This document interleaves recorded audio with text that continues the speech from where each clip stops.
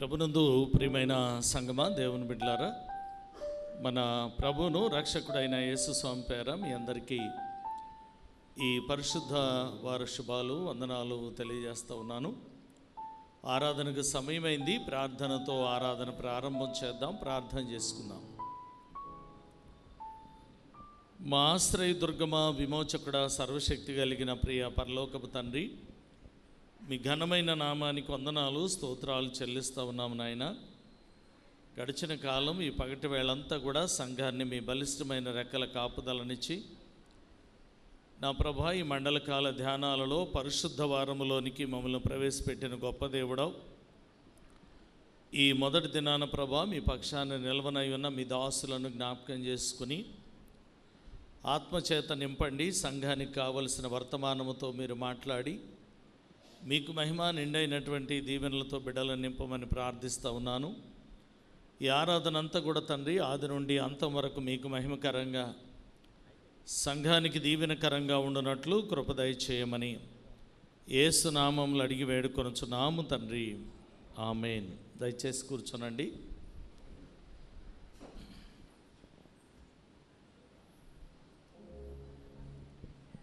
ప్రభునందు ప్రియమైన సంగమా, దేవుని బిడ్డలారా, సాయంకాల ఆరాధనకి వెళ్ళటకు గాను ఆంధ్ర క్రైస్తవ కీర్తన పుస్తకములో నుండి 212వ కీర్తన పాడుతూ దేవుని మహింపరుస్తూ ఆరాధనలోనికి ప్రవేశిద్దాం. చిన్న పుస్తకాల్లో 75వ పాట.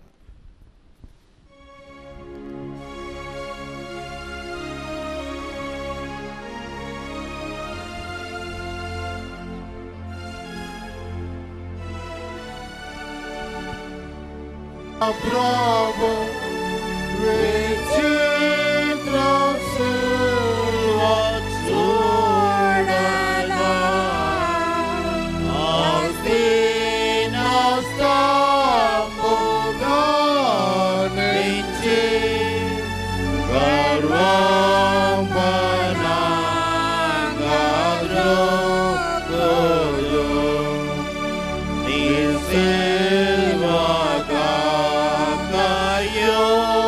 Deva, Dele Premepa, Iyako, Nanaharensu, Sarvamo, Nisevakai, Jagendano,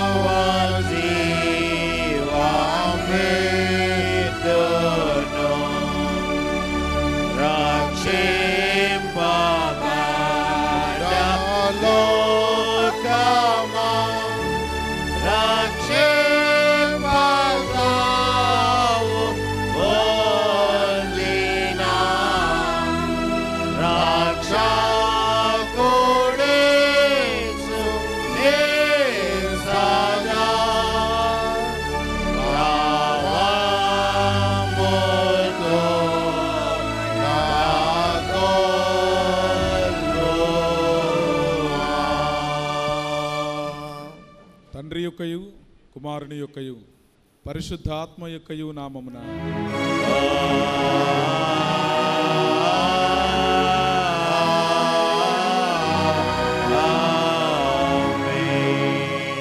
ఓ ప్రభువా, నా పెదవులను తెరువుము.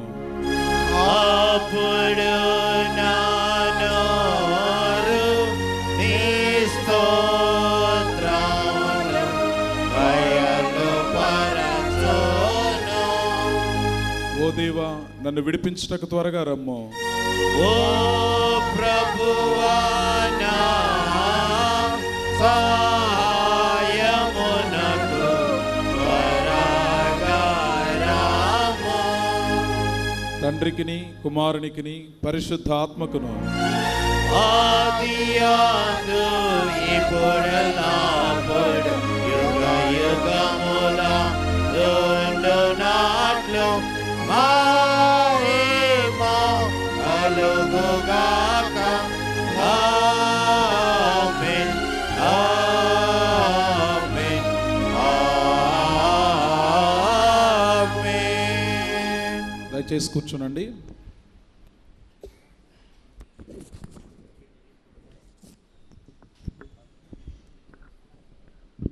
ప్రభునందు ప్రియమైన దేవుని బిడ్డలారా, ఈ పరిశుద్ధ వారంలో మొట్టమొదటి దినం కొరకు ఏర్పాటు చేయబడిన లేఖన భాగాలు మత్తయి సువార్త 21వ అధ్యాయం 18-19 వచనాలు జి జ్ఞాన్ రేచల్ టీచర్ గారు చదవాలని మనవి చేస్తా ఉన్నాను. మార్కు సువార్త 12వ అధ్యాయం 13వ వచనాన్ని పిఎస్ దాస్ గారు చదవాలని మనవి. మత్తయి సువార్త జ్ఞాన్ రేచల్ టీచర్ గారు.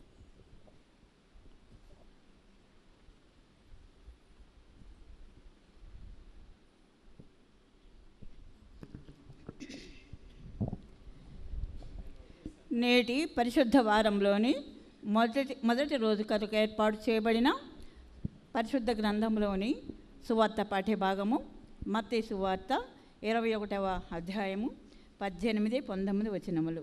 మత్తయి సువార్త 21వ అధ్యాయము 18-19 వచనములు. ఉదయమందు పట్టణమునకు మరలా వెళ్ళుచుండగా ఆయన ఆకలి కొనెను. అప్పుడు త్రోవ ప్రక్కన ఉన్న ఒక అంజూరపు చెట్టును చూచి దాని యొద్దకు రాగా దాని యందు ఆకులు తప్ప మరేమీ కనబడలేదు కనుక దానిని చూచి, ఇక మీదట ఎన్నటికీ నీవు కాపు కాయకుందువుగాక అని చెప్పాను. తక్షణమే ఆ అంజూరపు చెట్టు ఎండిపోయాను. ఏర్పాటు చేయబడిన పరిశుద్ధ గ్రంథమున దేవుని వాక్యము ఇంత పర్యంతము. ఓ ప్రభువా, మమ్మను కనికరింపుము. దేవునికి స్తోత్రము కలుగునుగాక. మార్కు సువార్త యేసుదాస్ గారు.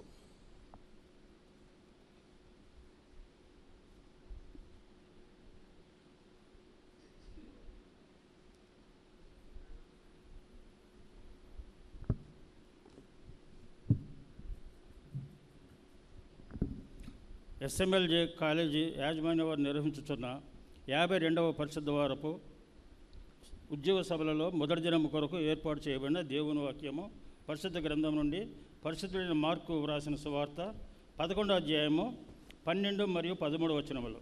మార్కు సువార్త 11వ అధ్యాయము 12 మరియు 13 వచనములు. మరునాడు వారు బేతీ నుండి వెళ్ళుచుండగా ఆయన ఆకలిగొని ఆకులు గల ఒక అంజూరపు చెట్టును దూరం నుండి చూచి దాని మీద ఏమైనా దొరుకునేమో అని వచ్చాను. దాని యొద్దకు వచ్చి చూడగా ఆకులు తప్ప మరేమీ కనబడలేదు.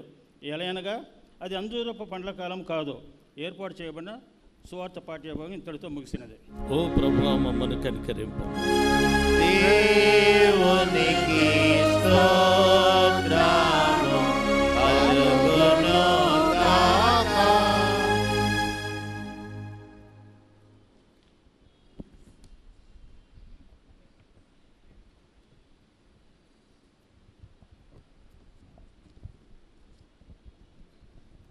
ప్రభునందు ప్రియమైన దేవుని బిడ్డలారా, గమనించండి. మరి పరిశుద్ధ వారంలో మొట్టమొదటి దినాన మనకి ఎస్ఎంఎల్ కాలేజీ యాజమాన్యం ఈ హోలీ వీక్ని వారు నిర్వహిస్తారు. మరి ఈ రోజున మనకి దైవ సందేశాన్ని అందించడానికి దైవ సేవకులు మెడబలిమి పాల్ గారు వారు సిద్ధంగా ఉన్నారు. వారు దైవ సందేశాన్ని అందించడానికి గాను ఆంధ్ర క్రైస్తవ కీర్తన పుస్తకములో నుండి 184వ కీర్తన పాడుతూ దేవుని మహింపరుస్తూ వాక్య ధ్యానంలోనికి ప్రవేశిద్దాం.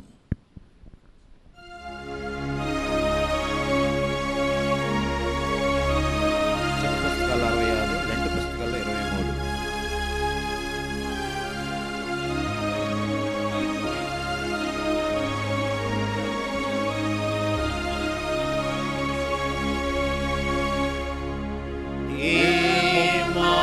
ఏమాశ్చర్యము ప్రియులారా, క్రీస్తు మరణము ప్రేమ చూడరే మనసారా. ఆ మహాత్ముడు మరణ మగోరీతి కనుగొన్న సామాన్య మగునొక లెనోని చందము కాదు. ఈ మహిని గల పాపదీవుల పై మహాకృప చూపినిచా శ్రీమొసగెడు కొరకు పలు శ్రమ చేబ్రతుండై నాడు స్వేచ్ఛను. ప్రేమాశ్చర్యము ప్రియులారా, క్రీస్తు మరణము ప్రేమ చూడరే మనసారా. కొండలవలె భారమై లోక పాపములు దండింపబడి ఘోరమై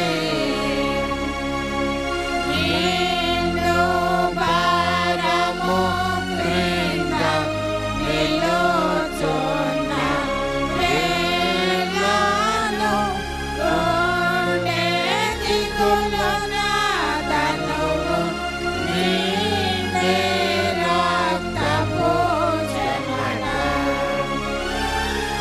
ఎండుకొని దోకములతోనూ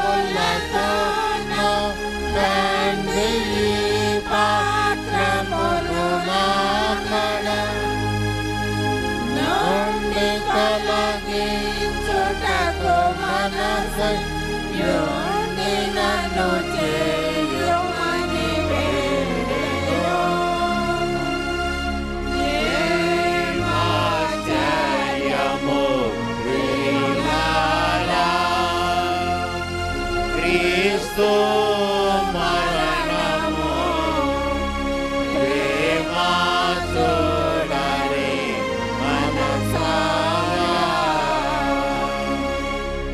కడుగు మార్గుల చేతను క్రీస్తుడు పాటు పడిగానంతట తాను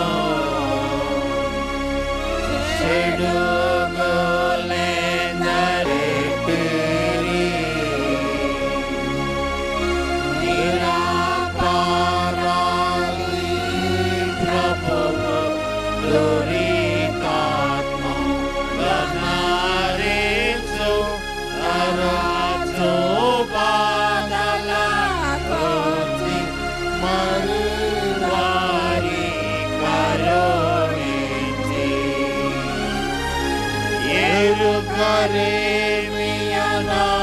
ఎరుకరేమియనాతురోయి దురిత జీవుల తీరినో పరమజనక క్షమించుమని తన కరుణ కొరకై వేడుకొనియెను.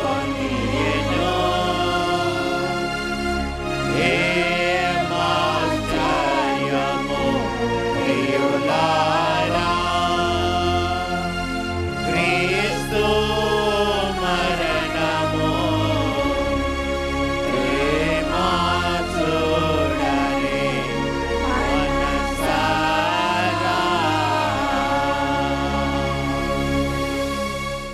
తండ్రి అయిన దేవుని నుండి ప్రభు అయిన యేసుక్రీస్తు నుండి కృపయు సమాధానమే కలుగునుగాక. ఆమేన్. దయచేసి కూర్చోనండి.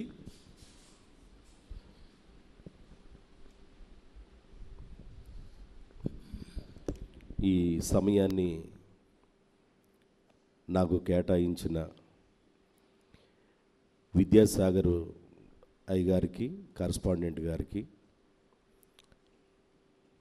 మరి దేవుని దాసులు రెవరెండ్ అయ్యగారి పేరేంటండి, దేవదాస్ అయ్య గారికి ప్రత్యేక వందనాలు తెలియజేస్తా ఉన్నాను.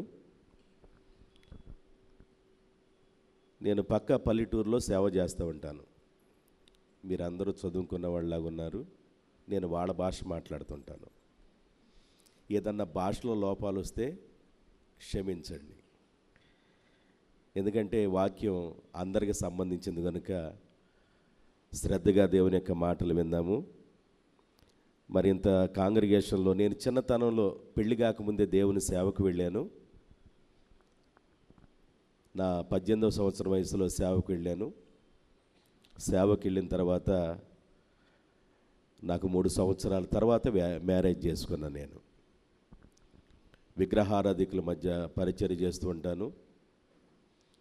ఆ గ్రామంలో ఆరాధించబడే వాళ్ళు పూనకం వస్తే ఇటు 5 మగోళ్ళు అటు 5 మగోళ్ళు పట్టుకున్నా కూడా ఆగరం. అంత పూనకం వచ్చినట్లుగా ఇసిరేస్తుంటారు. నాకు అప్పుడు దెయ్యాలతో కొత్త. నేను సేవకి వెళ్ళిందే కొత్త, దెయ్యాలతో క్రొత్త.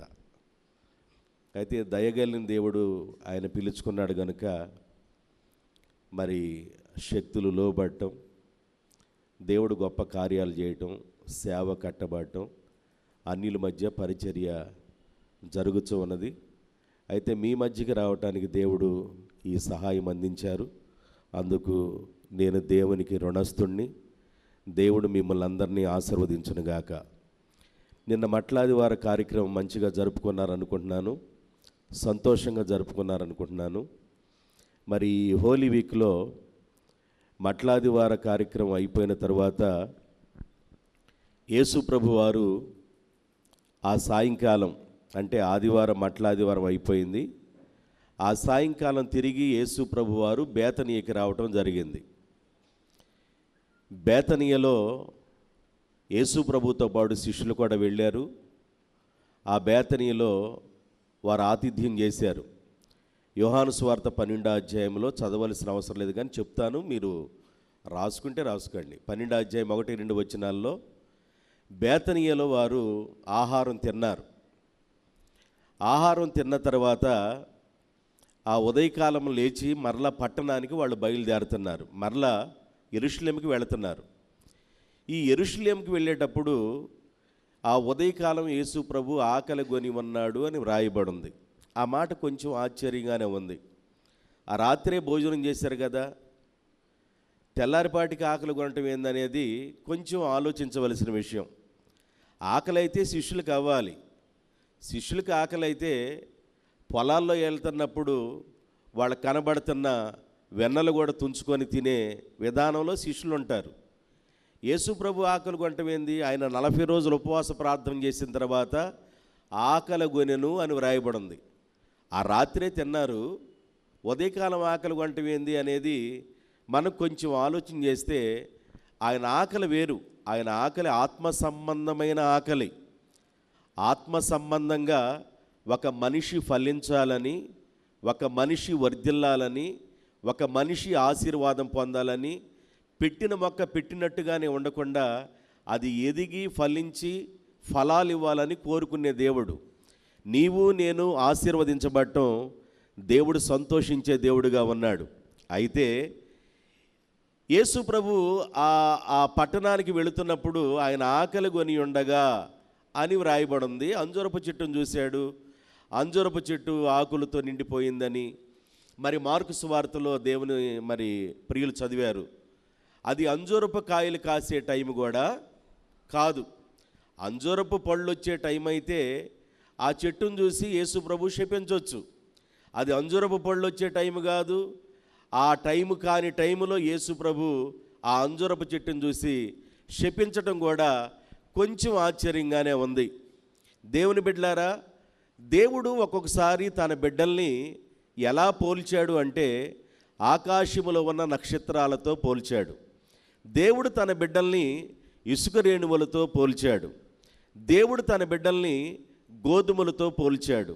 దేవుడు తన బిడ్డల్ని మరి గొర్రెలతో పోల్చాడు. దేవుడు తన బిడ్డల్ని చెట్టులతో పోల్చాడు. అంటే ఇక్కడ దేవుని పోలిక ఎలాగుండిద్దంటే చెట్లంటే చెట్లు కాదు, గొర్రెలంటే గొర్రెలు కాదు, గోధుమలంటే గోధుమలు కాదు, నక్షత్రాలంటే నక్షత్రాలు కాదు, ఇసుకంటే ఇసుక కాదు, వాళ్ళ మనుషులతో పోల్చబడింది. ఇక్కడ ఈ కనబడుతున్న ఈ చెట్టు విషయం ఏందయ్యా అంటే, మనం దేవుని యొక్క వాక్యాలు కాస్త ముందుకు వెళ్ళినట్లయితే యేసు ప్రభు గుడ్డివాని కళ్ళు తెప్పించేటప్పుడు ఆ షిలోహు ఆ కోనేరులోకి వెళ్ళిపోయి నువ్వు కళ్ళు కడుక్కో నాయనా అంటే, ఆ కళ్ళు కడుక్కున్నప్పుడు నీకేం కనబడుతుందంటే మనుషులు కదులుచున్న చెట్లులాగా కనబడుతున్నారు. మనుషులు ఎలా కనబడుతున్నారు? గుడ్డివాడు అంటాడు కదులుతున్న చెట్టుల్లాగా కనబడుతున్నారు అంటాడు. అంటే ఇక్కడ ఈ కనబడుతున్న ఈ అంజూరపు చెట్టు ఒక ఆధ్యాత్మిక జీవితానికి గుర్తుగా ఉంది, ఒక మనిషికి గుర్తుగా ఉంది. చెట్టు అంటే చెట్టుగా ఊహించబాకండి, ఆత్మ సంబంధమైన జీవితానికి గుర్తుగా ఉంది.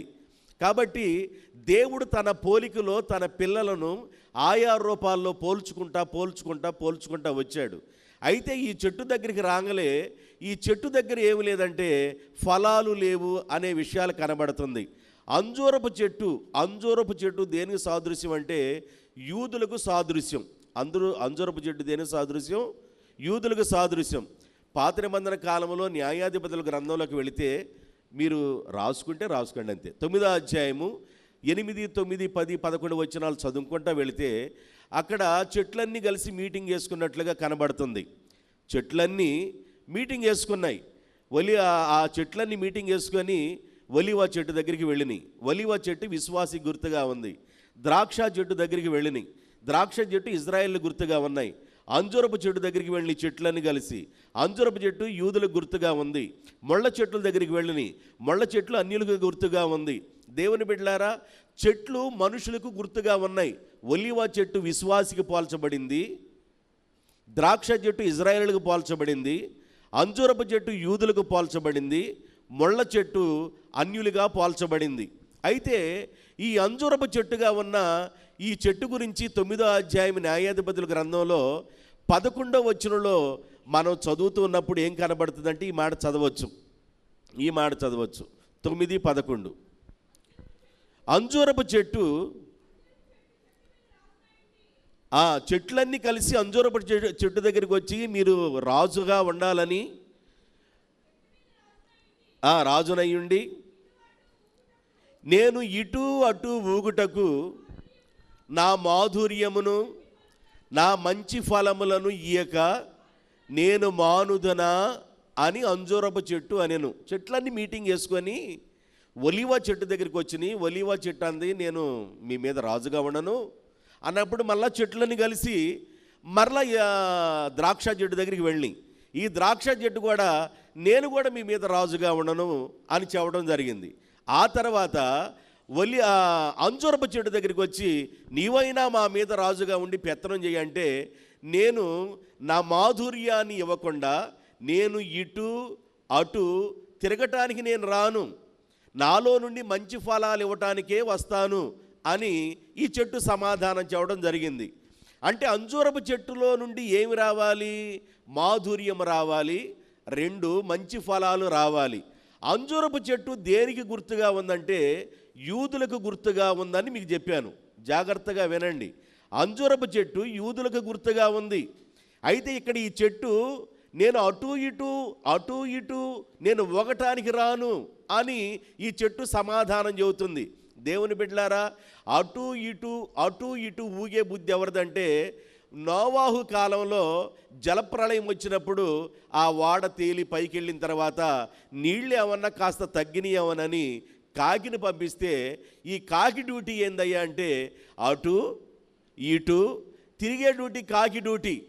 యోబు గ్రంథంలో మనం చూస్తే సాతాన్ డ్యూటీ ఏందయ్యా అంటే నేను కూడా భూమి మీద అటు ఇటు తిరిగే డ్యూటీ నాది.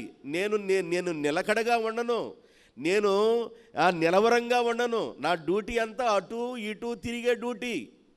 ఇప్పుడు ఈ చెట్టు అంటది నేను అటు ఇటు తిరగను, స్టాండర్డ్గానే ఉంటాను. మరి స్టాండర్డ్గా ఉన్నప్పుడు ఫలం రావాలి కదా, ఆకులు కప్పుకొని కూర్చుంది కదా.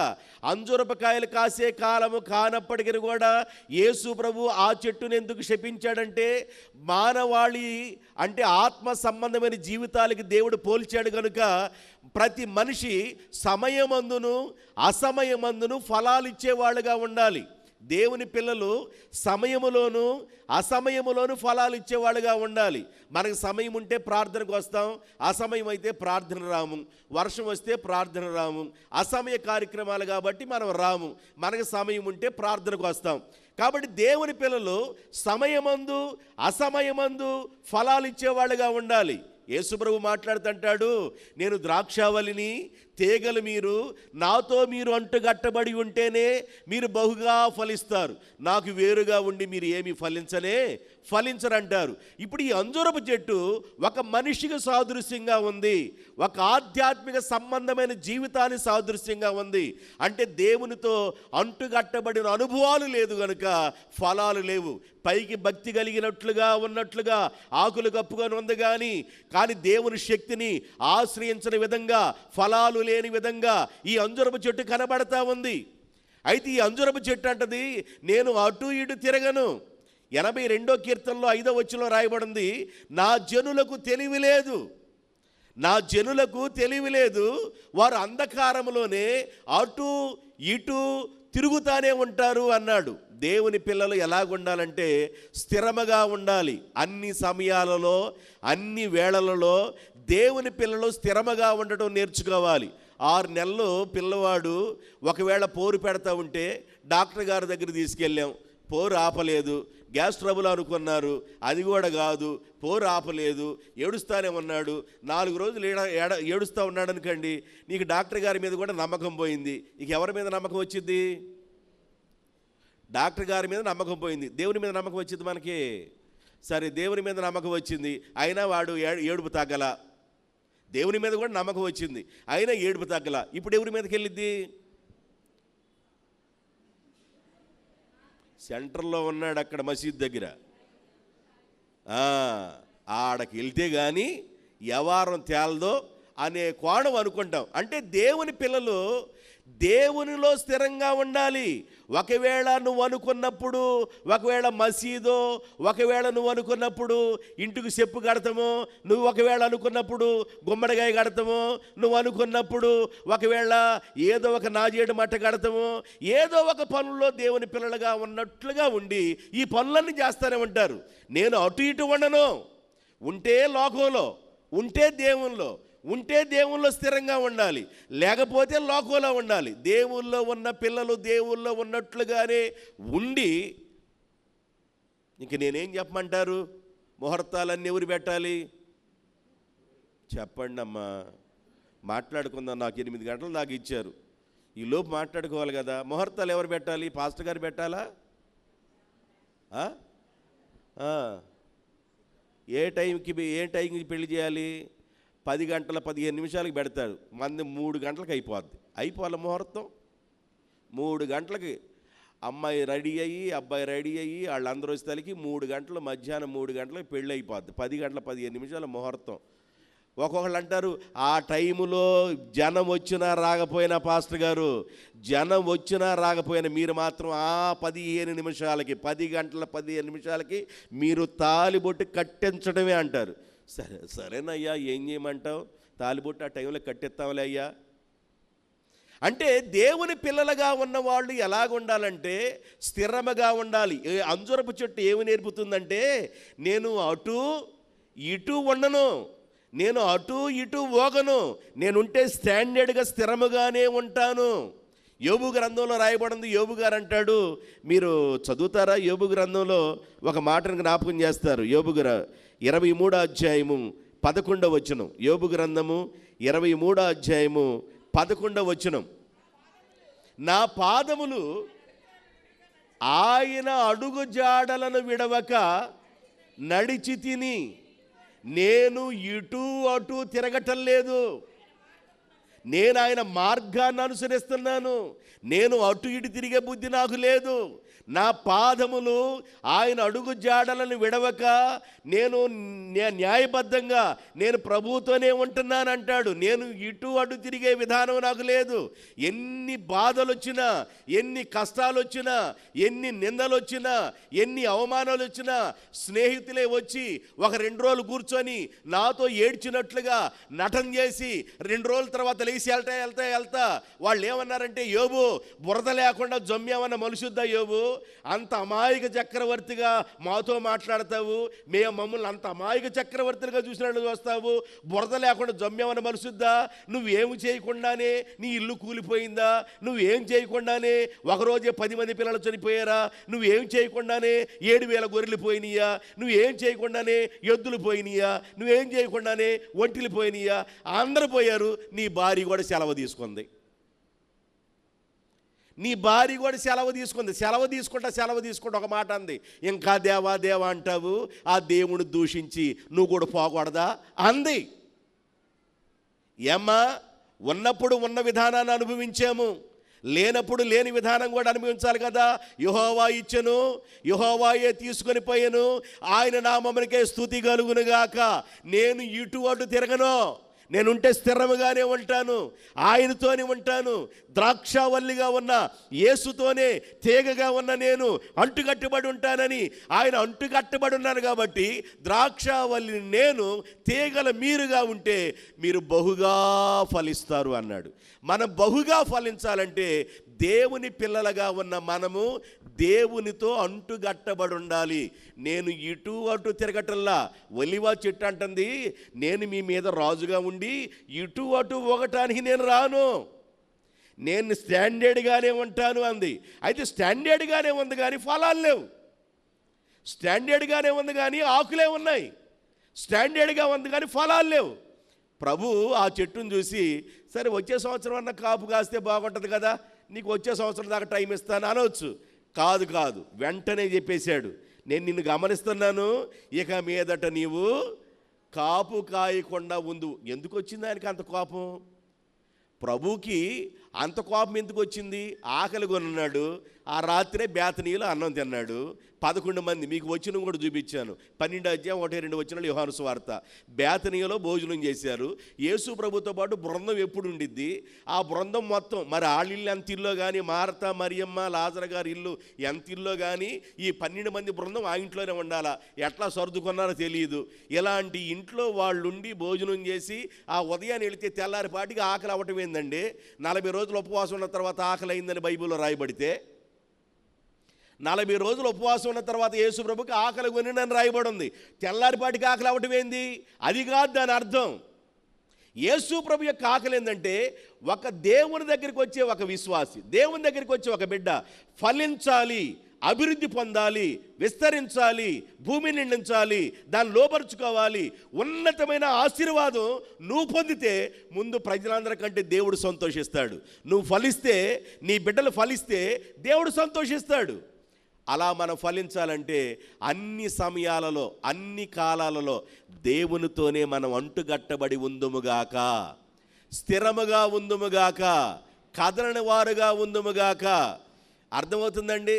కొంతమంది రకరకాలుగా ఉంటారు ప్రజలు. అవసరమైతే అందితే చెప్పండి, మీరు షూ అనగానే మీకు అర్థమైంది కాబట్టి అందితే జుట్టు, అందకపోతే కాళ్ళు. అంటే దాని అర్థమైంది, అవకాశం వచ్చి దేవానికి స్తోత్రమైన అన్ని బాగుంటే పర్లేదు.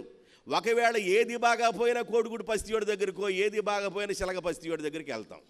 ఎందుకురా బాబు మా రాత అంటే, మీ గీత ఇంకా పెరగాల, గీత పెరగలేదంటాడు ఆయన. దేవుని బిడ్డలారా, మన పరిస్థితులు మార్చేది దేవుడు. ఉన్నవి లేనట్టుగాను, లేనివి ఉన్నట్లుగా చేయగలిగిన వాడు మనం ఆరాధించే దేవుడు. దేవుడు అద్భుతం చేయగలిగిన వాడు. ఈ నీటి మీద ఆయన పునాదిని వేసి, ఈ పునాది మీద భూమిని పరిచినవాడు. భూమికి ఆకాశానికి మధ్య మరి సూర్యుడిని, చంద్రుడిని, నక్షత్రాలని వేలాడదీసిన దేవుడు. ఆయన ఏదైనా చేయగలిగిన వాడు. శూన్యములో సృష్టిని చేస్తే మన పట్ల దేవుడు అద్భుతం చేయడా?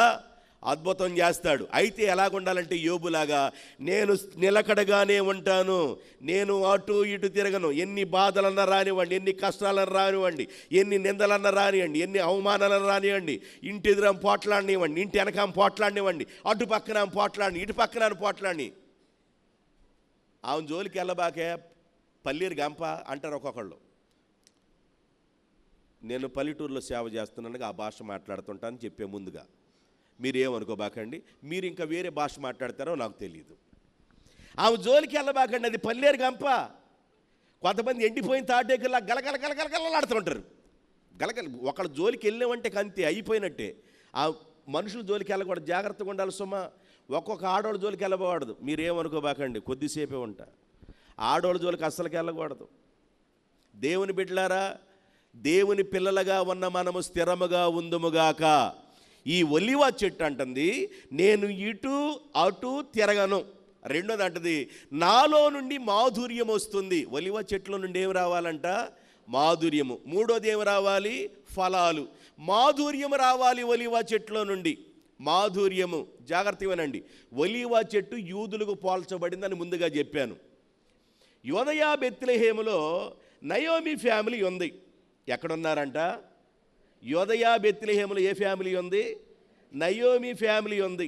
నయోమి ఫ్యామిలీ వాళ్ళకి కరువు వచ్చినప్పుడు ఈ ఫ్యామిలీ వాళ్ళ కుమారుడు, ఇద్దరు కుమారులు, భర్త, ఈ నలుగురు వాళ్ళు ఏం మాట్లాడుకున్నారు కానీ యోదయ బెత్లెహేమును వదిలి వాళ్ళు ఎక్కడికి వెళ్ళారు? అబ్బా, మోయాబీ దేశం వెళ్ళి. మీరు ఎట్లా చెబితే ఇంకా మీకు చెప్పడం ఇంకా నాకు ఈజీగా ఉండదు. మోయాబీ దేశం వెళ్ళారు.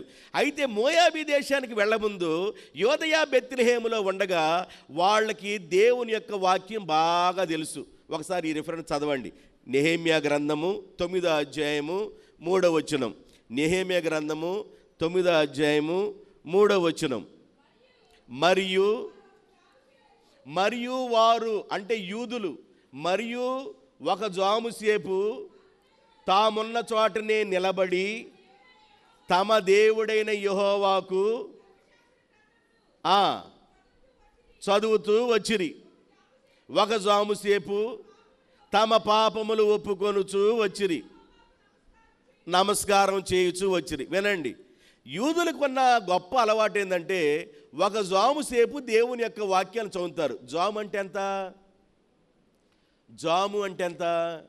3 గంటలు. రాత్రికి 4 జాములు ఉంటాయి. 6 గంటల నుండి 9 గంటల వరకు ఒక జాము, 9 గంటల నుండి 12 గంటల వరకు ఒక జాము, 12 గంటల నుంచి 3 గంటల వరకు ఒక జాము, 3 గంటల నుంచి మరలా 6 గంటల వరకు ఒక జాము. రాత్రికి 4 జాములు. వీళ్ళు ఒక జాము సేపు నిలబడి దేవుని యొక్క వాక్యాన్ని చదువుతారు. అంటే 3 గంటల ప్రతిరోజు 3 గంటల వాక్యం చదువుతున్నారంటే ధర్మశాస్త్రంలో ఏముంది, ఏది చెయ్యాలి, ఏది చేయకూడదు, ఎవరితో సంబంధాలు పెట్టుకోవాలి, ఎవరితో సంబంధాలు పెట్టుకోకూడదో ఇవన్నీ ధర్మశాస్త్రంలో క్షుణ్ణంగా రాయబడి ఉన్నాయి. నయోమి ఫ్యామిలీకి బాగా తెలుసు.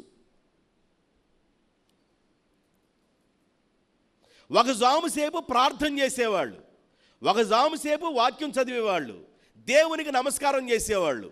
అంటే ఎంత శ్రద్ధగా ధర్మశాస్త్రం చదివే వీళ్ళకి వాక్యంలో ఏం రాయబడి ఉంది? వాక్యంలో ఏం రాయబడిందంటే మీరు ఎవరితో సంబంధాలు పెట్టుకోకూడదు, ఎవరి దగ్గరికి వెళ్ళకూడదు, ఏ పిల్లల్ని వివాహం చేసుకోకూడదు, ఈ విషయాలన్నీ రాయబడి ఉన్నాయి. నేను నయోమి గురించి ఎందుకు మాట్లాడుతున్నానంటే నయోమి అంటది ఆ ఊరి వెళ్ళిన తర్వాత, అంటే అన్ని పోగొట్టుకొని వెళ్ళిన తర్వాత అంటది, నన్ను నయోమి అని పిలవబాకండి, నన్ను మధురము అని పిలవబాకండి, నన్ను మారా అని పిలవండి అని అంది. నేను అక్కడికి వెళ్తా, అక్కడికి వెళ్ళే ముందు ఏడికి వెళ్ళనియండి. అయితే వాక్యం మీకు బాగా తెలుసు. 3 గంటల సేపు బాగా వాక్యం చదివేది. ఎవరితో సంబంధాలు పెట్టుకోకూడదు? అబ్రహాం అంటాడు ఎలియాజర్ను పంపిస్తూ, ఒరే నాయనా, నా కుమారుడికి నువ్వేదన్నా కుమార్తెను చూసినప్పుడు ఈ కానానీయుల కుమార్తెల్లో ఒకదాన్ని తీసుకొచ్చి నా కుమారుడికి పెళ్ళి చేయకూడదు అన్నాడు. అంటే కానానీయులతో సంబంధం పెట్టుకోబాకండిరా బాబు అన్నాడు. తర్వాత పెరిజ్జీలు, ఇహ్వీలు, యెబూసీలు, గిర్గాషీలు, అక్కడ 7 జాతులు వారు ఐగుప్తు దేశంలో ఉన్నవారు, వాళ్ళతో కూడా మీరు సంబంధాలు పెట్టుకోబాకండి అన్నాడు. అమ్మోనీయులు, మోయాబీలు లోతు సంతానం గనుక. అమ్మోనీయులు, మోయాబీలు ఎవరు? అమ్మోనీయులు, మోయాబీలు ఎవరంటే తండ్రికి ఇక ఎంతకంటే ఎక్కువ ఎందుకు మనకి? అమ్మోనీయులు, మోయాబీలు వీళ్ళు లోతుకు పుట్టిన పిల్లలు కాబట్టి వాళ్ళతో కూడా సంబంధం పెట్టుకోబాకండి అన్నాడు. అమ్మోనీయులతో సంబంధం పెట్టుకోబాకండి, మోయాబీలతో సంబంధం పెట్టుకోబాకండి, కనానీయులతో సంబంధం పెట్టుకోబాకండి, మరి గిర్గాషీలతోనూ యబూసీలతోనూ మరి ఇక రకరకాల 7 జాతులు వారు ఉన్నారు, వారితో సంబంధాలు పెట్టుకోబాకండి అని దేవుడు ధర్మశాస్త్రంలో రాశారు. ఆదికాండం, నిర్గమాకాండం, లేవీకాండం, సంఖ్యాకాండం, మరి ద్వితీయోపదేశకాండం, ఈ 5 కాండాలు కలిపి పంచకాండాలని దాన్ని తోరా అన్నారు. తోరా అంటే ధర్మశాస్త్రం. ఈ ధర్మశాస్త్ర గ్రంథంలో ఉన్న ఈ విషయాల్ని ప్రతిరోజు 3 గంటల వాక్యం చదువుతున్నారంటే వీళ్ళకి వాక్యం అర్థం కాదా? 3 గంటలు చదువుతున్నారంటే వాక్యం తెలియదా? ఎంత వాక్యం తెలిసిన వాళ్ళు ఏం చేశారంటే, దేవుడు ఎవరి దగ్గరికైతే వెళ్ళొద్దని చెప్పాడో, ఎవరితో సంబంధాలు పెట్టుకోవద్దని చెప్పాడో అన్ని విషయాలు కూడా తెలిసి కాలుతో ఎదురు తన్నినట్టుగా తన్ని యోదయ బెత్లెహేము నుండి మోయాబీ దేశం వెళ్ళారు. 10 సంవత్సరాలు ఉన్నారు వాళ్ళు అక్కడ. సుమారుగా 10 సంవత్సరాలు ఉన్నారు. ఈ 10 సంవత్సరాలు అక్కడ ఉన్న తర్వాత తన యజమాన్ని కోల్పోయింది, మహులోన్ని కోల్పోయింది, కిల్యోను కోల్పోయింది. వచ్చిన కోడలు 2 ఉన్నారు. వార్పా ఇంటికి వెళ్ళిపోయింది. రూతుమ మాత్రం అత్త నీ దేవుడే నా దేవుడు, నీ జనులే నా జనులు, మరి నీ దేశమే నా దేశం, నువ్వెక్కడుంటే నేను అక్కడ ఉంటాను, నువ్వెక్కడ చనిపోతే నేను అక్కడ చనిపోతాను, నువ్వెక్కడ పాతి పెట్టబడితే అక్కడ పాతి పెట్టబడతాను అత్త, నేను నిన్ను విడిచి మాత్రం అస్సలకి ఉండలేనత్త అని యవ్వన ప్రాయంలో ఉన్న ఈమె ముసలత్తని వాటేసుకొని వచ్చింది. ముసలత్తతో వచ్చింది. యవ్వన ప్రాయంలో ఉన్న కోడళ్ళు ఇప్పుడు అత్తల్ని లెక్క చేసేవాళ్ళు లేరు. అత్తా చెత్త అంటున్నారు చాలామంది. అత్తా చెత్త అని అంటున్నారండి. అంటే అనేవాళ్ళకే, అన్నోళ్ళకి మరి నాలుగెళ్ళి ఉరిమిని చూస్తే నేనేమనుకోలేను. అందువల్ల చాలామంది అంటున్నారు అత్తా చెత్త అంటున్నారు, అత్తలు గౌరవించిన వాళ్ళు ఉన్నారు. కానీ ఇంట్లో కుటుంబం బాగుండాలంటే ఆ కోడలకి వెళ్ళనెవరంటే అత్తే. కోడలకి వెళ్ళనెవరు? అత్తే. కాబట్టి అత్త ఒకవేళ సాయంకాలం వచ్చేసరికి ఎవరా ఏం చెప్పమంటావురో బాబు, నువ్వు వెళ్ళిన దగ్గర నుంచి టార్చర్ పెడుతుంది అనగానే బడా బడా వెనక ముందు చూడు ఏమైంది ఏందని కూడా చూడడు. ఈపి విమానమాత మొగిదడు చేస్తాడు. అందుకని అత్త వీలైనంత వరకు విలన్ క్యారెక్టర్ కనుక కోడలు అత్తతో కలిసి ఉంటే కాపురం బాగుంటుంది. దేవునికి మహిమ కలుగును గాక. కొంతమంది అదేం లేదు, అత్త లేదు చెత్త లేదు, దీనికి చెప్పేది ఏందని వెళ్ళిపోవటమే సెంటర్కి పడి. మీరేమనుకోబాకండి. అంటే ఉన్న ఫ్యామిలీస్ అలాగున్నారు. దేవుని బిడ్డలారా, ఈ 10 సంవత్సరాల తర్వాత అందరం కోల్పోయింది. అయితే దేవుడు యోదయ బెత్లెహేమును దర్శించాడు. కాబట్టి నా కోడలు నాతో రావడానికి మనసు కలిగి ఉందని చిన్నగా వాళ్ళు బయలుదేరి యోదయ బెత్లెహేము రాగానే ఊర్లో వాళ్ళందరూ మీటింగ్ వేసుకొని వచ్చారు. అమ్మ నువ్వు చూడటానికి నయోమిలాగున్నావు, నువ్వు నయోమివే కదా, నువ్వు నయోమివే కదా. ఆ రకంగా చాలా అందంగా ఉండేదాన్ని ఈ రకంగా చిక్కిపోయేవో, కళ్ళు ఏమన్నా మరి బాగా లొట్ల పడ్డాయి, బొగ్గలు ఏమైనా సొట్ల పడ్డాయి, అసలు వ్యవహారం ఏంది అని చెప్పేసి అందరూ ఊర్లో వాళ్ళందరూ అడుగుతున్నారు. ఊర్లో వాళ్ళందరూ అడుగుతుంటే ఊర్లో వాళ్ళకి ఏం సమాధానం చెప్పిందంటే 4 నేరాలు వేసింది దేవుడి మీద.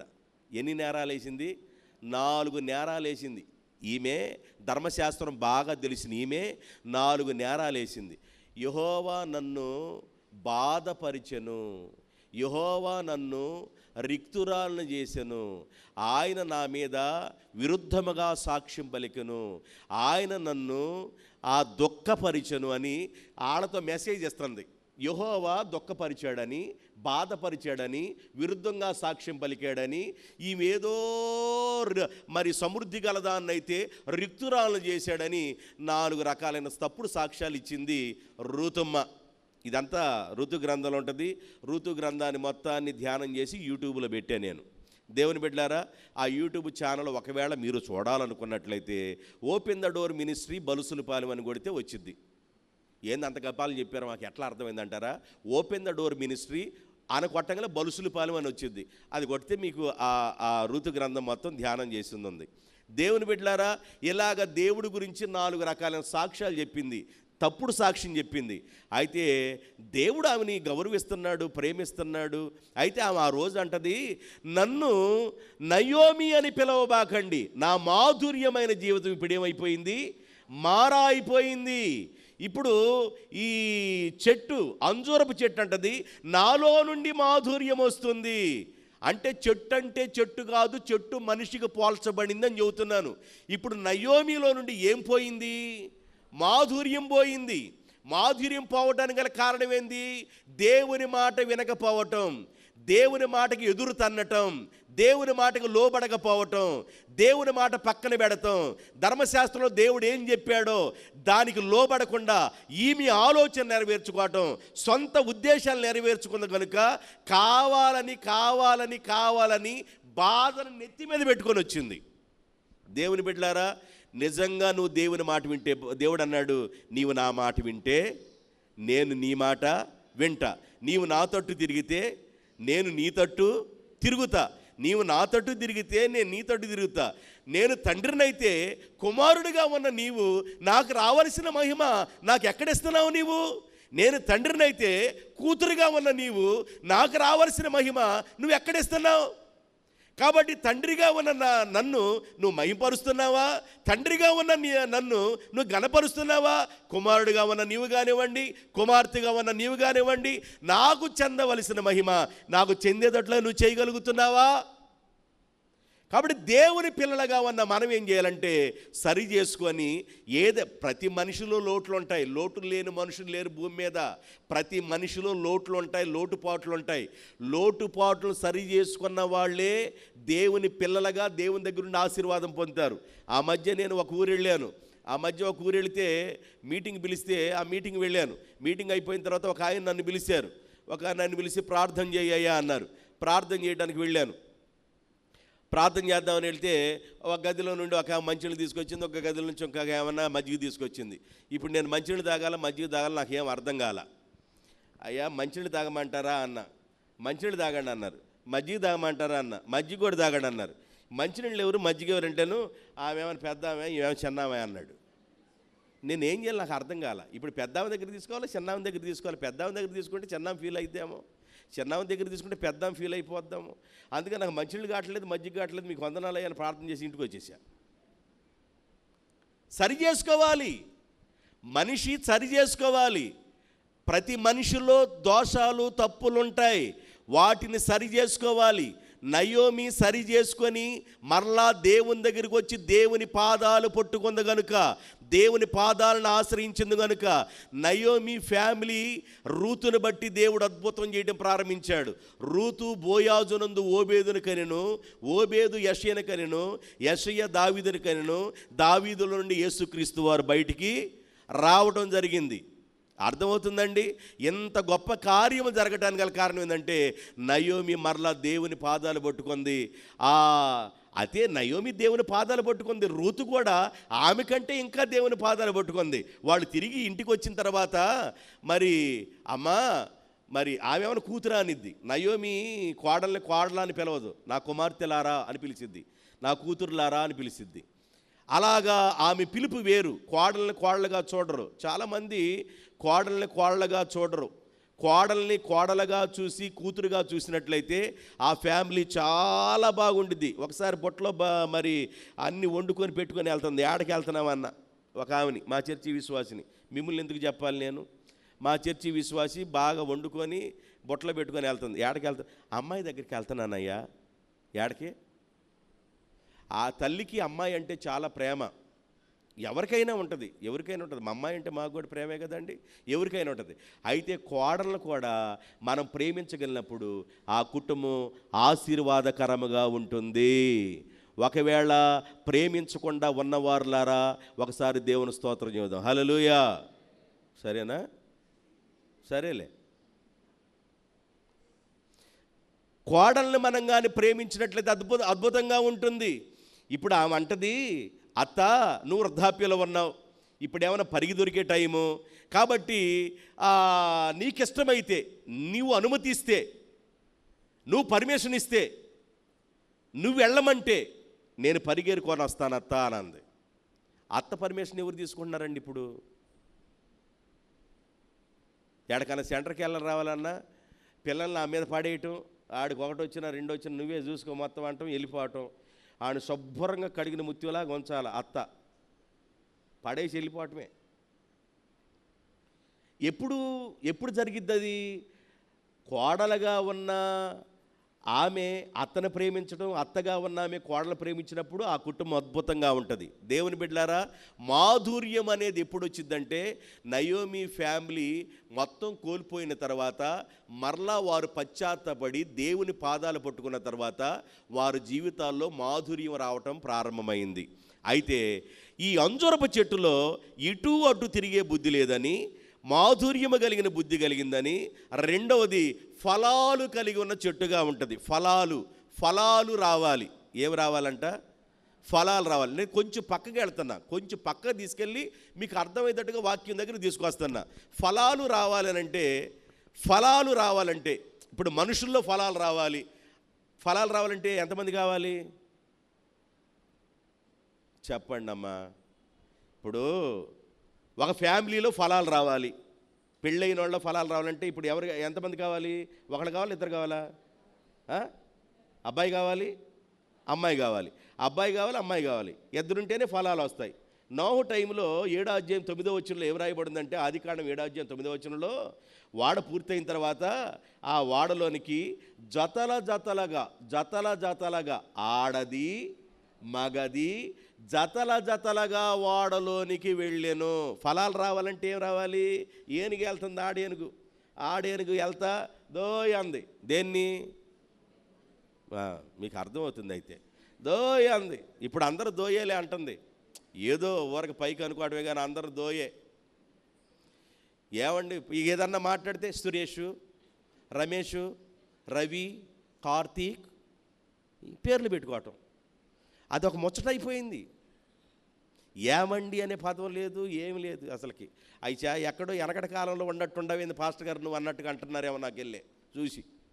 దేవుని బిడ్డలారా, ఈ ఆడేనికి వెళ్తా అంది, దోయాంది. దోయని తల్లికి ఏంది అన్నాడు, నువ్వు రాకపోతే నేను ఇంతేనా అంది, నువ్వు రాకపోతే నా కర్మ ఇంతేనా అంది. సరే వత్తన పద అని చెప్పేసి ఆడేనుగుతో పాటు మాగేనుగు కూడా వెళ్ళింది. ఇప్పుడు పిలుచుకుంది ఎవరు చెప్పండి అమ్మా? ఆడేనుగు ఎవరిని పిలుచుకుంది? పిలుచుకుంది. చర్చికి ఎంత ఆడవాళ్ళు ఎక్కువ వస్తారా, మగవాళ్ళు ఎక్కువ వస్తారా? ఇప్పుడు పిలుచుకోవాల్సిన వాళ్ళు ఎవరు? ఆయన రాడండి, ఆయన రాడు. మొన్న మా విశ్వాస ఇంటికి ప్రార్థన చేయడానికి వెళితే మాట్లాడి ప్రార్థన చేసి వెళ్తానమ్మా, ఆయన పిలువమ్మా అన్న. ఆయన గడ్డి దూసుకుంటున్నాడు, బావిలో గడ్డి దూసుకుంటుంటే ఆయన రాడండి నాకు ప్రార్థన చేసి వెళ్ళంది. ఈమె చెప్పేస్తుంది ఆయన సమాధానం కూడా. కాదమ్మా అట్టగా పద్ధతి కాదు, ఆయన పిలువమ్మా ప్రార్థన చేసి వెళ్తాను, ఆయన పిలువమ్మంటేను దోయ్ అంది. పాస్టర్ గారు ప్రార్థన చేసి వెళ్తాడంటారా అంది. అమ్మ నేను పల్లెటూరులో సేవ చేస్తున్నా ముందే చెప్పా, మీరేమనుకోబాకండి ఇట్లా మాట్లాడుతున్నానని. రా అంది. ఇక ఆయన అన్నాడు వత్త దానికి చేసి వెళ్ళి అన్నాడు. నేను దేనికి చేయాలా దేనికి వచ్చాను ఆడికి. ఇప్పుడు నేను దేనికి చేయాలని మనసులో సందిగ్ధంలో ఉన్న ప్రభువా దానికి చేసి వెళ్ళి అంటున్నాడు. దేనికి చేయాలి నేను ప్రభువా? రాక ఇక్కడికి వచ్చాను తండ్రి, దేనికి చేయాలి నేను అనుకుంటున్నా. కాదులే నువ్వురా అంది. ఇక ఆయన వచ్చాడు. ఆయన వచ్చేతలకి ఆడోళ్ళు సూపుతోనే చంపేస్తారుగా, కింద నుండి చూసింది, స్కాన్ చేసి తలకి లుంగి దించాడు. అంటే సూపుతోనే లుంగి దించడం, లుంగి కట్టడం అంతా సూపుతోనే ఉంటుంది. అంతా సూపు చూసేతలకి లుంగి దించాడు. ప్రార్థన చేశానయ్యా మీకు వందనాలు అయినా నీకు నేను సెలవు తీసుకొని వచ్చాను. కొంతమంది అంతే. కాబట్టి ఇప్పుడు ఫలించాలి, చెట్టు ఫలించాలన్న ద్రాక్షవల్లి నేను, తీగలు అంజూరపు చెట్టు నేను, తీగలు అది మనం. అంటే దేవుడు చెట్టు లాంటి వాడు, దానికి మనం అంటుకట్టబడి ఉండాలి. కాబట్టి అంటుకట్టబడి ఉంటేనే మనం ఫలిస్తాం, అంటుకట్టబడకపోతే ఫలించం. దేవునికి వేరుగా ఉండి మనం ఏమీ చేయలేం. కాబట్టి జత అవసరం. జతలుగా వాడలోకి వెళ్ళి మీకు ఒక ఎగ్జాంపుల్ చెప్పాను కాబట్టి ఇక అంతకంటే అవసరం లేదు. కానీ జత అని దేన్ని అంటారు? నేను ఒక 5 నిమిషాలు వాక్యం ముగించబోతున్నాను. జత అని దేన్ని అంటారు?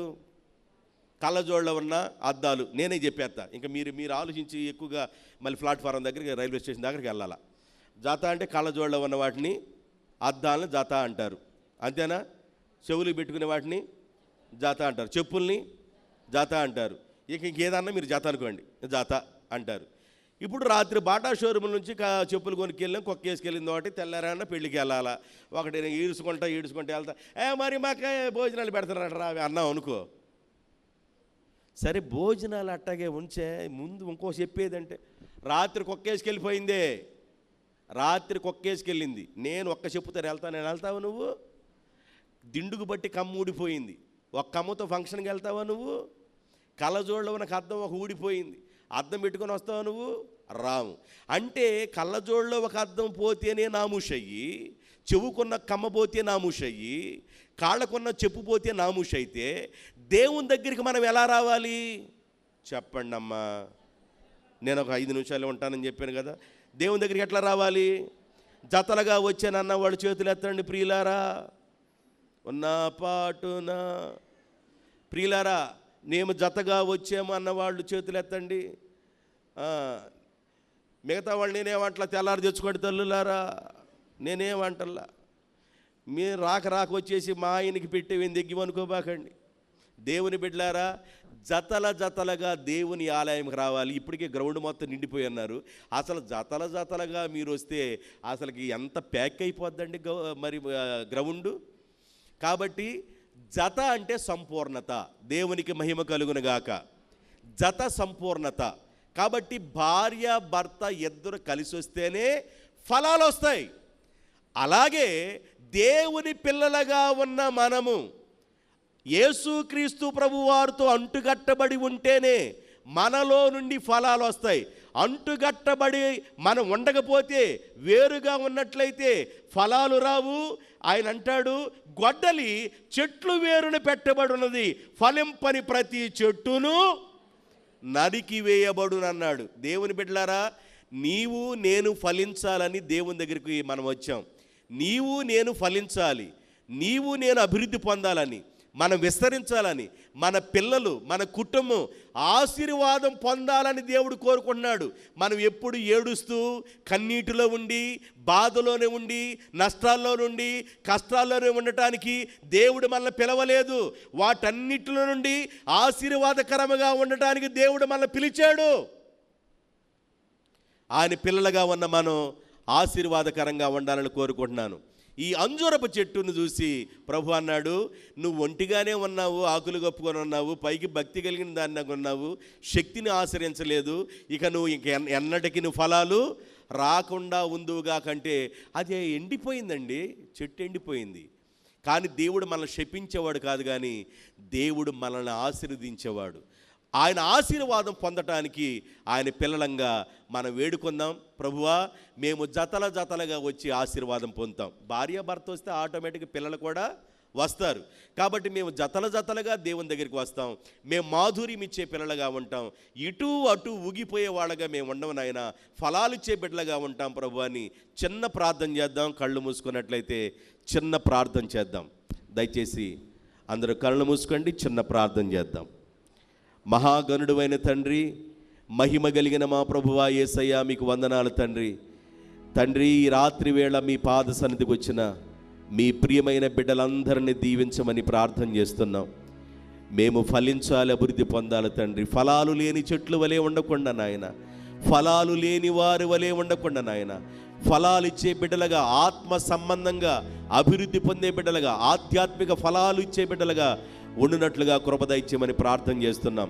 మీరు అన్నారు సృష్టిలో ముందుగానే, మీరు ఫలించండి, విస్తరించండి, అభివృద్ధి పొందండి, భూమి నిండించండి, దాన్ని లోపరుచుకుండానని ఎన్నో వాగ్దానాలు చేసావు నాయన.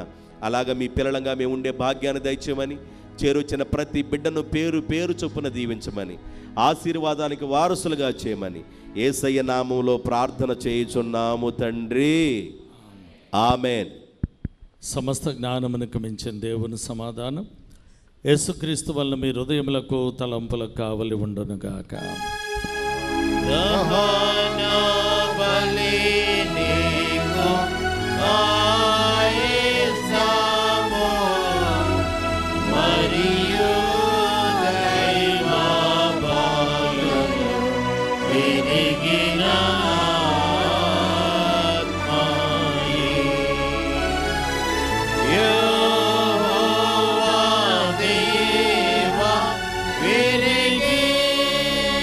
Nalingina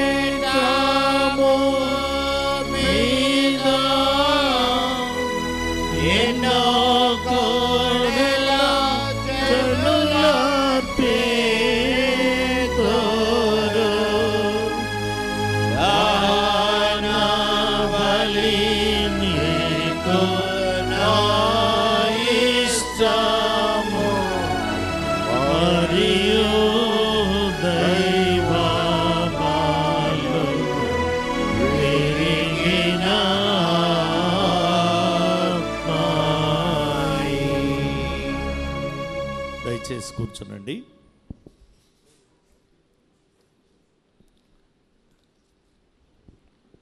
ప్రభునందు ప్రియమైన దేవుని బిడ్డలారా, మరి ఈరోజు మనకి దైవ సందేశాన్ని అందించినటువంటి పాల్ గారికి వందనాలు తెలియజేస్తూ ఉన్నాను.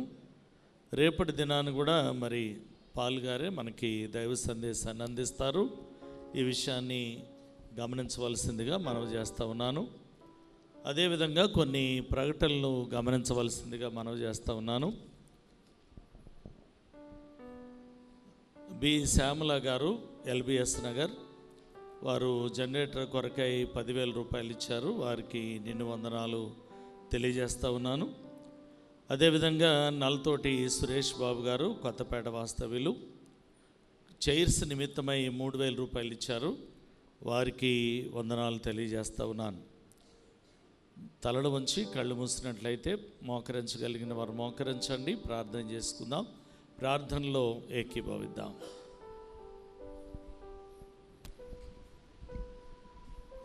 ప్రార్థింతుము. సకల ఆశీర్వాదాలకి కారణభూతమైన సర్వశక్తిగల తండ్రి, నీ ఘనమైన అత్యున్నతమైన నామాన్ని బట్టి స్తోత్రాలు చెల్లిస్తున్నామయ్యా. ఈ మండలకాల ధ్యానములోని పరిశుద్ధ వారములో ప్రత్యేకముగా ఈ పరిశుద్ధ సోమవారం నీ యొక్క సన్నిధానంలోనికి మేము చేరి ఉన్నాం. చేరిన మేము మా స్వరాల ద్వారా నిన్ను స్తుతించాం. సాయంకాలపు ఆరాధన ద్వారా నిన్ను మహింపరిచిన్నాం. ప్రత్యేకంగా మా యొక్క దేవాలయానికి అనుసంధానముగా ఉంటున్న లూథరన్ కళాశాల వారు యొక్క పరిశుద్ధ వారమున గొప్ప దైవ సేవకులు పాలుగారిని యొక్క పక్షంగా నిలబెట్టి విత్తబడిన ప్రతి ఒక్క వాక్యాన్ని బట్టి నీకు స్తోత్రాలు చెల్లిస్తున్నాం నాయన. విత్తబడిన యొక్క వాక్యము మా హృదయంలో నీరు కట్టి ఫలించి లేఖనానుసారమైన జీవితాన్ని కొనసాగించుటకు కావాల్సిన శక్తిని మా జీవితంలో మీరు ప్రసాదించున్నారు. అందుని బట్టి నీకు వేలాది స్తోత్రాలు చెల్లిస్తున్నాం నాయన. ఉదయకాలమున మా యొక్క సంఘబిడ్డలు చేస్తున్న ప్రతి ఒక్క పనిపాటులో కృప చూపించి యొక్క సాయంకాలంలో నీ యొక్క సన్నిధానంలోనికి చేరిన ప్రతి ఒక్కళ్ళు బట్టి ప్రార్థన చేస్తూ ఉంటున్నాను. సంఘము కలిగి ఉన్న వృద్ధులు, అదే రీతిగా స్త్రీలు, పురుషులు, చంటి బిడ్డలు, యవనస్తులు బట్టి ప్రార్థన చేస్తుంటూ ఉండగా వారు చేస్తున్న ప్రతి ఒక్క పనిపాటులో మీ యొక్క కృప చూపించి నీ యొక్క సన్నిధానంలోనికి నడిపించిన రీతిని బట్టి స్తోత్రాలు చెల్లిస్తున్నాం నాయన. మా సెయింట్ మార్క్ సెంటనరీ లూథరన్ దేవాలయం కలిగి ఉన్న ప్రతి ఒక్క కుటుంబాన్ని బట్టి విజ్ఞాపన చేస్తుంటూ ఉండగా బిడ్డలు దేశ విదేశాలలో ఉంటూ వారి యొక్క చదువుల నిమిత్తమై, ఉద్యోగాల నిమిత్తమై స్థిరపడిన వారిగా ఉంటున్నారు. వారికి కావాల్సిన క్షేమాన్ని, భద్రతను మీరు అనుగ్రహించండి. ప్రత్యేకంగా నేటి దినమున వివాహ దినము, జన్మదినము పురస్కరించుకొని జరిపించుకుంటున్న బిడ్డల బట్టి ప్రార్థన చేస్తుంటూ ఉండగా శౌచం అనే దయాగ్రీటాన్ని బట్టి ఇలాంటి సంతోషకమైన దినాలు వారి యొక్క జీవితంలో ఎన్నో పొందుకుంటూ కావాల్సిన శక్తిని మీరు అనుగ్రహించి నడిపిస్తారని కోరుచున్నాం నాయన. సంఘంలో ఎందరైతే అనారోగ్య స్థితిలోనూ శారీర బలహీనతలతో కొనసాగుతుంటూ ఉన్నారో వారికి కావాల్సిన సంపూర్ణమైన ఆరోగ్యాన్ని మీరు అనుగ్రహించండి. కష్టకాలంలోనూ, కలిమిలోనూ, లేమిలోనూ కొనసాగుతున్న బిడ్డల బట్టి ప్రార్థన చేస్తుంటూ ఉండగా ఆ కుటుంబాలకు కావాల్సిన ఓదార్పు, నెమ్మది, ఆదరణ చేత మీరే నింపి నడిపిస్తారని కోరుచున్నాం నాయన. మా యొక్క కోయరి వారి బట్టి ప్రార్థన చేస్తుంటున్నాను. వారికి వచ్చిన స్వరాలు బట్టి నీకు స్తోత్రాలు చెల్లిస్తున్నాం నాయన. సంగీతం అందించిన నీ యొక్క ప్రియ దాసుడు వారి యొక్క కుటుంబాన్ని దీవించండి. మా యొక్క సెక్షనల్స్ను, వారి యొక్క పరిచర్యను దీవించి ఆశీర్వదిస్తారని కోరుచున్నాం నాయన. మా దేవాలయాన్ని ప్రేమించి ఎందరైతే చైర్స్ నిమిత్తము, జనరేటర్ నిమిత్తము, అదే రీతిగా దేవాలయం యొక్క అభివృద్ధి కోసము కానుకలు అర్పిస్తూ ఉంటున్నారు, వారు బహుకరించిన దానికంటే రెట్టింపైన ఆశీర్వాదాన్ని ఆకాశవాకులు నింపి పట్టజాలనంత విస్తారమైన దివులతో మీరు నింపి నడిపిస్తారని కోరుచున్నాం నాయన. నీ యొక్క దాసుని ద్వారా విత్తబడిన యొక్క వాక్యము ఆయా స్థలాల్లో ఉండి ఆలకించిన మా తోటి సహోదరులైన హిందూ సహోదరులు, ముస్లిం సహోదరులు, క్రైస్తవ సహోదరుల బట్టి ప్రార్థన చేస్తూ ఉంటున్నారు. వినుట వల్ల విశ్వాసము కలిగినని మీ లేఖనం ద్వారా సెలవిచ్చినారు. విని యొక్క వాక్యాన్ని బట్టి వారి యొక్క నడుములు కట్టి నిన్ను వెంబడించుటకు కావాల్సిన శక్తిని మీరు అనుగ్రహించి నడిపిస్తారని కోరుచున్నాం నాయన. ప్రత్యేకంగా 10th క్లాస్ విద్యార్థులు బట్టి ప్రార్థన చేస్తుంటూ ఉండగా వారు రాస్తున్న ప్రతి ఒక్క పరీక్షలో కృప చూపించున్నారు. ఈ దినమున ప్రత్యేకంగా వారు రాసిన పరీక్షలో కూడా వారి యొక్క పరీక్షలు ముగించుకొని అత్యున్నతమైన విజయాన్ని పొందుటకు కావాల్సిన శక్తిని మా యొక్క 10th క్లాస్ విద్యార్థులకు మీరే దయచేయండి. బాలింతలు, గర్భిణీ స్త్రీలు బట్టి ప్రార్థన చేస్తుంటూ ఉండగా వారి యొక్క కాంతి వరకు కావాల్సిన క్షేమాన్ని మీరు అనుగ్రహించి ఈ ఆరాధనలో పాల్గొని మా సంఘ బిడ్డలు తిరిగి వారి గృహంలోనికి వెళ్తూ ఉండగా రాత్రి వేళ మంచి విశ్రాంతిని దయచేసి వేకుజామునే నీ యొక్క సన్నిధానంలోనికి వచ్చే పర్యంతము యావత్ సంఘాన్ని నీ రెక్కల చాట్ల కింద భద్రపరిచి నడిపిస్తారని కోరుచు సంఘపక్షమున ప్రతి ఒక్క మనవి నీకే రాపిస్తూ యేసు అతి పరిశుద్ధ నామాన్ని బట్టి వినముగా వేడుకుంటున్నాం పరమ తండ్రి ఆమేన్. పరలోకమున్న మా తండ్రి, నీ నామం పరిశుద్ధపరచబడుగాక, నీ రాజ్యం వచ్చుగాక, నీ చిత్తం పరలోకమందు నెరవేరుచున్నట్లు భూమి యందును నెరవేరునుగాక. మా అనుదిన ఆహారం నేడు మాకు దయచేయము. మా ఎడల అపరాధం చేసిన వారిని మేము క్షమించి ఉన్న ప్రకారము మా అపరాధములను క్షమించుము. శోధంలోనికి తేక దుష్టు నుండి మమ్మలను తప్పించుము. రాజ్యమును, శక్తియు, మహిమయు నిరంతరమును నీవే ఉన్నవి. ఆమేన్. ప్రభు నిన్ను ఆశీర్వదించి నిన్ను కాపాడునుగాక. ప్రభు నీకు తన సన్నిధిని ప్రకాశింపజేసి నిన్ను కరుణించునుగాక. ప్రభు నీ మీద తన సన్నిధి కాంతిని ఉదయింపజేసి నీకు సమాధానము కలుగ చేయునుగాక.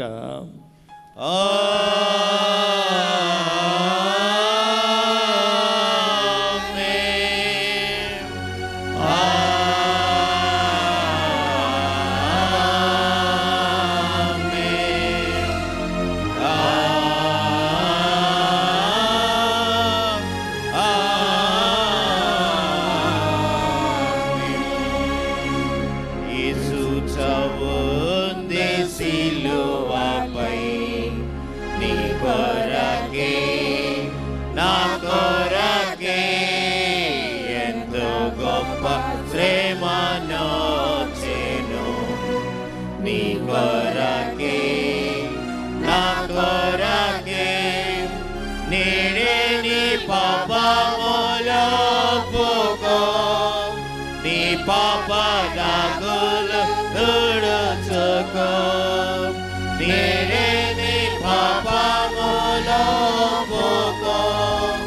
నీ పాప దాగులు తుడుచుకో. నీ ఆత్మ తనువులు శుద్ధి పరచుకో. నీ ఆత్మ తనువులు శుద్ధి పరచుకో. క్రీస్తు యేసు రక్తములో, క్రీస్తు యేసు రక్తములో యేసు చావుంది సిలువపై నీ కొరకే, నా కొరకే.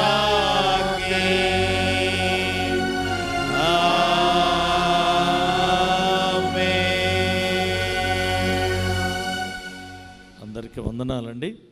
Thank you very much. సెలవు.